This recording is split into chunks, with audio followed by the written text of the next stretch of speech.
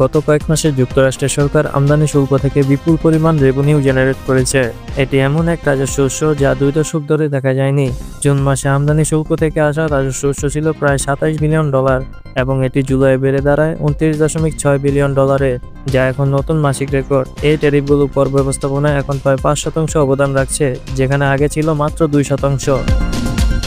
এদিকে 5 মাসে আমদানির উপর শুল্ক আরোপের ফলে এই বছর এখন পর্যন্ত মোট আয় হয়েছে $127 বিলিয়ন, যা এক বছরের আগের তুলনায় প্রায় $72 বিলিয়ন বেশি।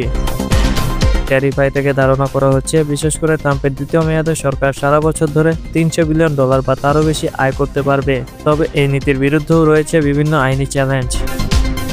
বিশেষজ্ঞদের মতে, যদিও ট্রাম্প প্রশাসন ট্যারিফ রাজস্ব আয়কে কর চুক্তির বিকল্প হিসেবে তুলে ধরছে, তবুও এটি সম্পূর্ণভাবে আয় বদলে দিতে পারবে না, কারণ রাজস্ব আয় স্থায়ী নয়।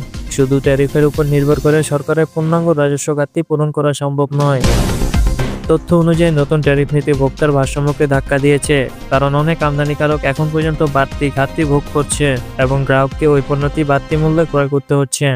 সমস্ত কিছু বিবেচনা করে বলাই যায়, ট্যারিফ এখন যুক্তরাষ্ট্রের অর্থনৈতিক ও রাজনৈতিক নীতির একটি গুরুত্বপূর্ণ অংশ হয়ে উঠেছে, যেখানে রাজস্ব উত্থান, বিতর্ক এবং বৈধতা একসঙ্গে চলছে।